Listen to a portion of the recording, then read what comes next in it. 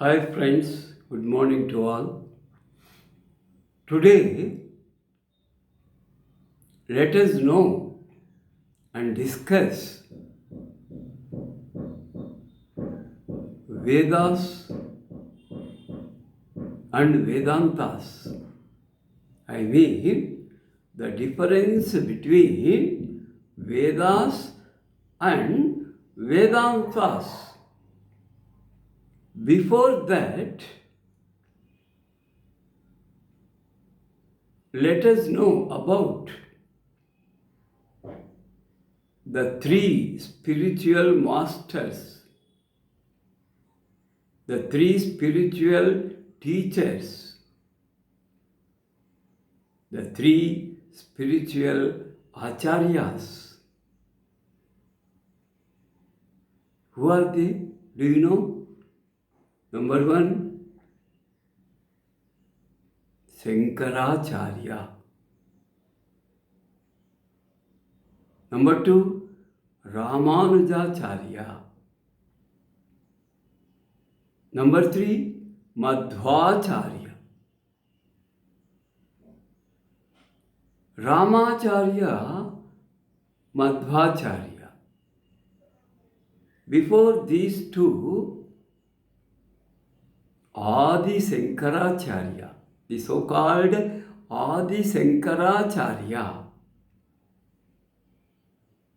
dealt with Advaita Siddhanta. Advaita Siddhanta. That is, there is no difference between Brahman and Atman. బ్రహ్మకు ఆత్మకు తేడా లేదు, రెండూ ఒక్కటే అని శంకరాచార్యుల వారు బోధించారు. దాన్ని అద్వైతము, నాట్ డ్యూయల్. చూడండి, రెండు వేరు కాదు, రెండు ఒక్కటే. పరబ్రహ్మ స్వరూపము, ఆత్మస్వరూపము.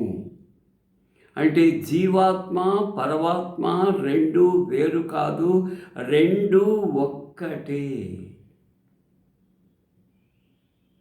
అనేదే అద్వైతం.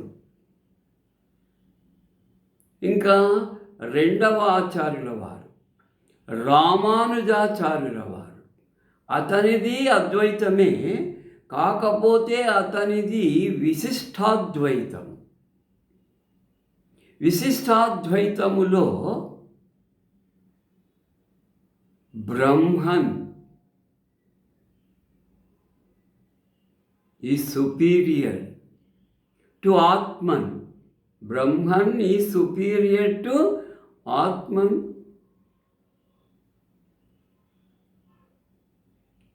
బ్రహ్మాత్మ జీవాత్మ కంటే ఉన్నతం. బ్రహ్మాత్మకు స్పెషల్ క్వాలిటీస్ ఉన్నాయి, జీవాత్మకు ఆర్డినరీ క్వాలిటీస్ ఉన్నాయి. అంటే కొంచెం డిఫరెన్సెస్ చూపించాడు. అంటే బ్రహ్మాత్మకు విశిష్టత కలిగించాడు, జీవాత్మకు తగ్గించి చెప్పాడు. ఇదే విశిష్ట అద్వైతం. మరి మూడవ ఆచార్యులు మాధవాచార్యులు. ఆయన సిద్ధాంతం అద్వైతం కాదు,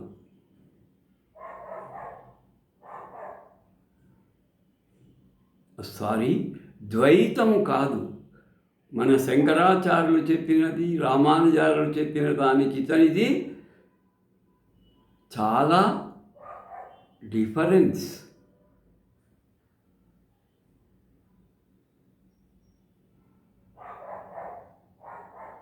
కాబట్టి మనము మాధవాచార్యులు చెప్పిన దాన్ని బట్టి ద్వైతము, ద్వైత సిద్ధాంతము అంటే పరమాత్మ వేరు, జీవాత్మ వేరు.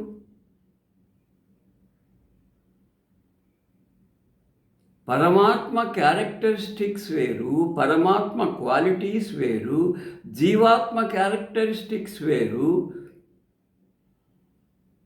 జీవాత్మ యొక్క సామాన్యత్వమును చూపడానికి ప్రయత్నించాడు. కాబట్టి ఇలా ముగ్గురు ఆచార్యులు మూడు రకాలైనటువంటి అద్వైత, విశిష్టాద్వైత, ద్వైత సిద్ధాంతాలను బోధించారు. ఇప్పుడు శ్రీకృష్ణ పరమాత్ముల వారు తన బాల్యములో అనేక లీలలు ప్రదర్శించారు. అలాంటి వాటిలో ఒకటి, అతను గోపాలకుల వెంట అడవులకు, నదీ తీరాలకు పశువులను మేపడానికి వెళ్ళాడు. వాళ్లతో పాటు కూర్చొని వాళ్లతో సరిసమానంగా చరుదులు ఆరగించాడు. వాళ్ళు తెచ్చుకున్న వాళ్ళ సిక్కములు విప్పి దాంట్లో ఏముందో చూసి మంచి ఆహార పదార్థాలని తాను స్వీకరించాడు. మేలైన ఊరగాయలన్నీ తాను తిని మిగతా సద్దిని గోపాలకు ఇచ్చేవాడు. అది అతని లీల. మరి ఎందుకు వెళ్ళాడు ఈయన గోపాలకులతో పాటు అడవులకు, నదీ ప్రాంతాలకు ఎందుకు వెళ్ళాడు? ఆ గోపాలకుల నివసించే ప్రాంతంలో కాళింది నది ఒక మడుగుగా ఉంది, పెద్ద మడుగుగా ఉంది. అందు 7 తలల నాగేంద్రుడు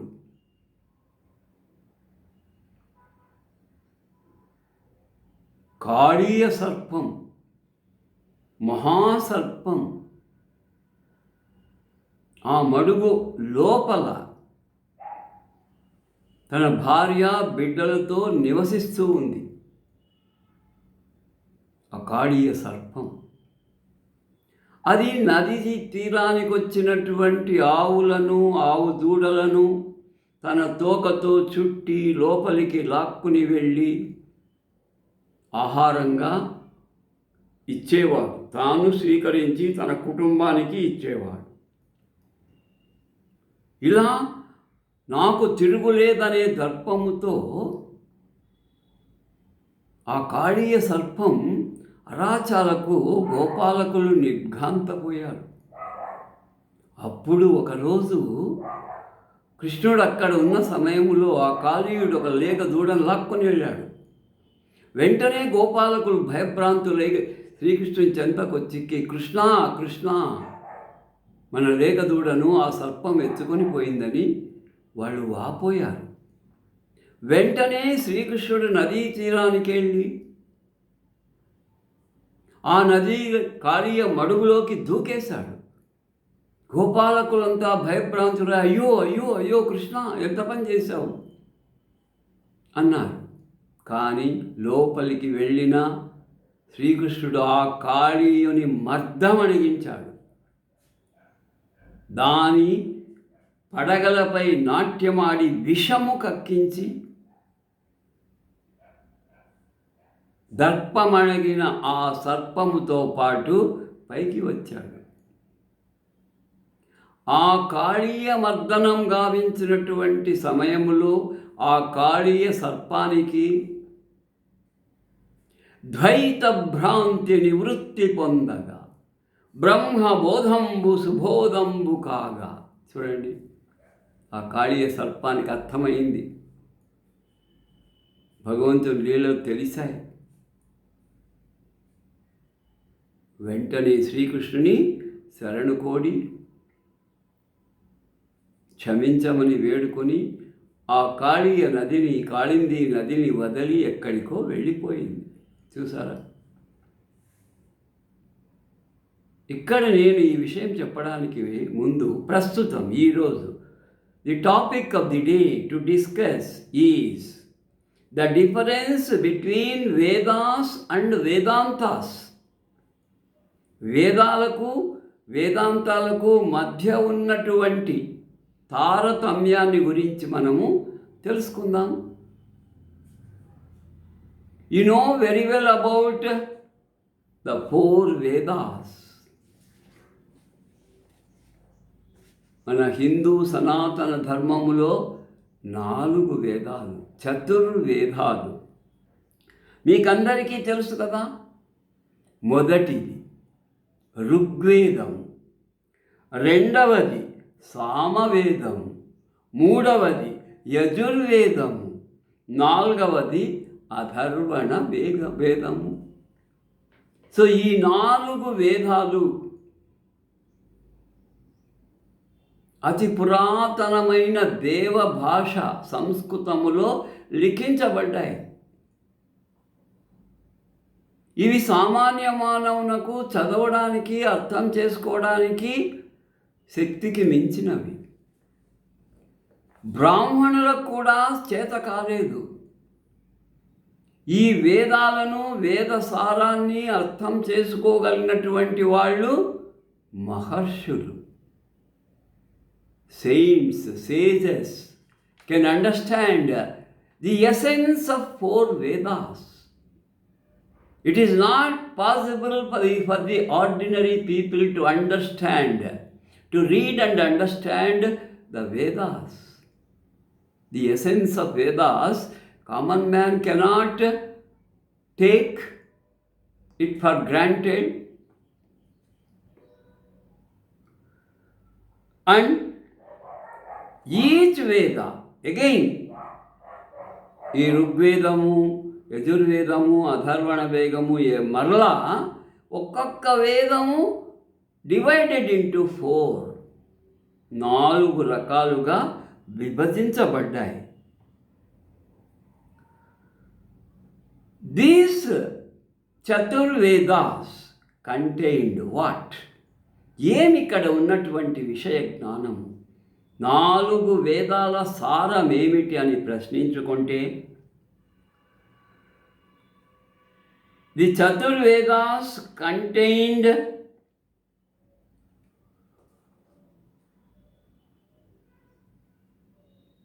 various kinds of,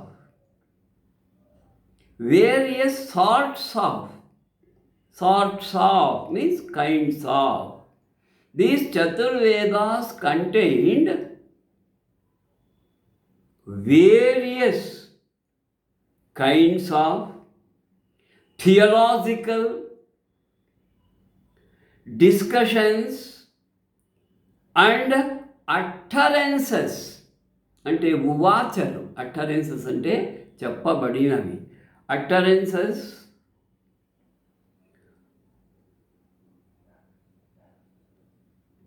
perceived by sages,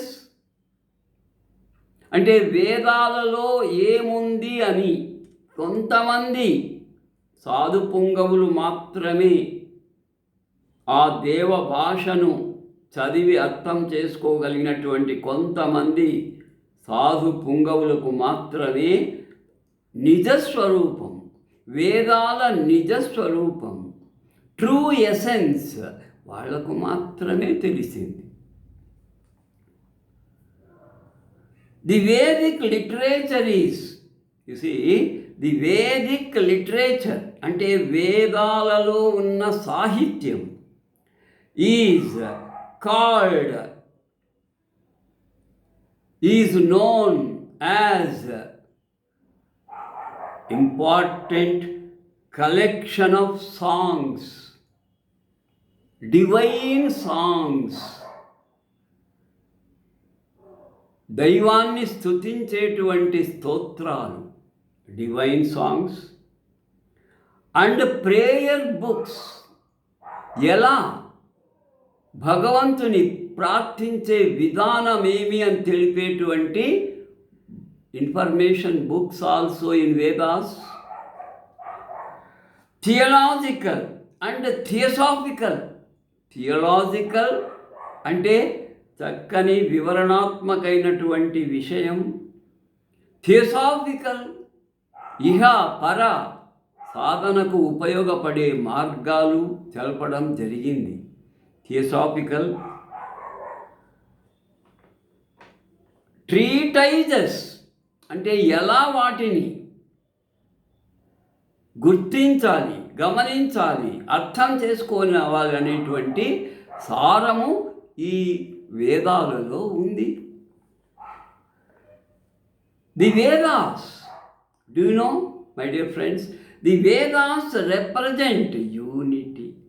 చూడండి, ఐకమత్యం, ప్రజలను ఒక్కటిగా తీసుకొని వచ్చేటువంటి ఒక గొప్ప విషయం వేదాల సారం. Unity and religions life of Brahmins. ఒక బ్రాహ్మణుడు మతాన్ని తన జీవనంగా మార్చుకున్నటువంటి ఒక బ్రాహ్మణుడు ఎలా జీవించాలనేటువంటి విషయ జ్ఞానము వేదాలలో మాత్రమే ఇవ్వబడింది. బ్రాహ్మణత్వం అంటే ఏమి, బ్రాహ్మణుని వృత్తి ధర్మం అంటే ఏమి, బ్రాహ్మణుని జీవితం అంటే ఏమి అని తెలిపాయి వేదాలు. The content of Vedas, content means the topic, the subject, important information. Also revealed. చూసారా, వేదాలు బహిర్గతం చేశాయి కొన్ని ముఖ్యమైన విషయాలను. మొదట సాధు పుంగవులకు, ఋషి పుంగవులకు revealed to the ancient sages. అది గమనించండి, అత్యంత ప్రాచీన కాలములో జీవించిన సాధువులకు మాత్రమే ఇట్ ఈస్ రివీల్డ్, వివరించబడింది, బహిర్గతం గావించబడింది వాళ్లకు మొట్టమొదట. And so ordinary human beings are denied to go through Vedas. సామాన్య మానవునకు వేదాలను చదివే హక్కని చెప్పను కానీ సమర్థత లేదు ఆ రోజుల్లో. తప్పుగా అర్థం చేసుకోవచ్చు కదా. సంస్కృత భాష ప్రాచీన సంస్కృత భాష, అందులో చాలా సంక్లిష్టమైన భాష, వ్యాకరణబద్ధమైన భాష, ఛందోబద్ధమైన భాష. మన తెలుగు భాష తమిళ్, కన్నడ, హిందీ భాషల్లా కాదు కదా. సంస్కరించినది సంస్కృతం. డివైన్ అంటే పవిత్రమైనది. సంస్కృత భాష చాలా పవిత్రమైనది. దాన్ని సామాన్యులకు అది అందుబాటులో లేదు. ఆఫ్టర్ వేదాస్, ఇప్పుడు ఇదంతా వేదాంతాన్ని గురించి చెప్పడానికి ఈ చతుర్వేదాలను గురించి చెప్పడం జరిగింది. What are Vedas, what are Vedantas. చూసారా, వాట్ ఆర్ వేదాస్ అనేది చతుర్విధ వేదములు, వాటి గురించి అందులో ఏముంది, అది ఎవరికి అర్హత ఉంది అనేది తెలుసుకున్నాం. What are Vedantas. ఇక్కడ అపార్థ భావన, తప్పుడు భావన ఉండకూడదు. వేదాంతం అంటే యుగాంతం, అంటే యుగాంతం అయిపోతుందని. వేదాంతం అంటే వేదాంతం అంతమైపోతుంది అని కాదు. వేదాంతాన్ని గురించి వేదం మానవ జీవితాన్ని ముఖ్యాంశాలను తెలిపింది. వేదాంతం అంటే ఉపనిషత్ సారం. ఉపనిషత్తులు చూడండి, వేదాలు వేదాంతం గురించి చర్చిస్తే ఉపనిషత్తులు వేదాంతం గురించి చర్చించాయి. చూసారా? కాబట్టే వేద జ్ఞానమే కాదు, ఉపనిషత్ జ్ఞానము ఉండాలి, పురాణ జ్ఞానం ఉండాలి, ఇతిహాస జ్ఞానం కూడా ఉండాలి. The Upanishads are regarded as Vedantas. చూసారా? ఉపనిషత్తులే వేదాంతములు. విచ్ ఇన్ఫ్లుయెన్స్డ్, చూడండి, వేదాల కంటే ఉపనిషత్తులే ముఖ్యంగా ప్రభావం చూపాయి. The Upanishads are Vedantas which influenced the Indian thinkers. మన భారతీయ ఆలోచన జ్ఞానం, భారతీయత, హిందూ తత్వం గురించి ఆలోచించే వాళ్ళకి ఇది చక్కని విషయం అందించింది. Indian thinkers from the earliest, ఎప్పటి నుంచి ఇది ఉపనిషత్తులు థింకర్స్కి ఉపయోగపడింది? ఫ్రమ్ ది అర్లియెస్ట్ టైమ్స్, చాలా ప్రాచీన కాలం నుండి అలా అలా అలా నేటి కాలం వరకు. చూసారా? Earliest times onwards and represent, చూడు, ప్రాతినిధ్యం వహిస్తున్నాయి. Represent culmination of Indian thought. Culmination అంటే పురాతన జ్ఞానాన్ని, ప్రస్తుత జ్ఞానాన్ని సమ్మేళించి ఆలోచించి తేడాలు వ్యత్యాసాలు గుర్తించి తెలుసుకునే అవకాశాన్ని వేదాలు వేదాంతాలు కల్పించాయి. సో దీని గురించి ఎక్కువసేపు చర్చించలేము. ఇప్పుడు ఏం తెలుసుకున్నాం? The difference between Vedas and Vedantas. What are Vedas? What are Vedantas? What is said in Vedas? What was said in Upanishads? Very crystal clear to the modern thinkers, to the ancient thinkers and modern thinkers. Vedas influenced good old thinkers. Upanishads influenced the modern thinkers. Let us continue some more details in the next video. ఇలా కొన్ని విషయాలు మీతో చర్చించడం వల్ల,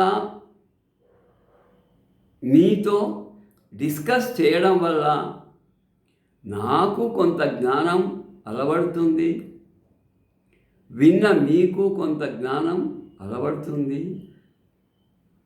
senior citizens ఇంకేం చేసేది ఉంది చెప్పండి?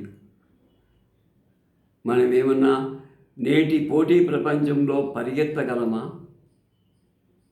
నేటి యువతకు సమానంగా వాళ్ళతో తర్కించగలమా? ఏమి తర్కించినా, ఏమి నడచినా నా సమవయస్కులతోనే కదా, తోటి పెన్షనర్లతోనే కదా, తోటి వృద్ధులతోనే కదా. కాబట్టి వృద్ధులకు కాలయాపన కలగడానికి ఈ మోడర్న్ టెక్నాలజీ, ఈ మొబైల్ టెక్నాలజీ, ఈ యూట్యూబ్ టెక్నాలజీ, ఈ వీడియో టెక్నాలజీ ద్వారా మీ అందరితో నా మనోభావాలను పంచుకొని, నా జ్ఞానం పెంచుకొని, మీ జ్ఞానానికి తోడ్పడి నా జీవితం సార్థకం కావాలని కోరుకుంటూ విరమిస్తున్నాను. శుభం భూయాత్.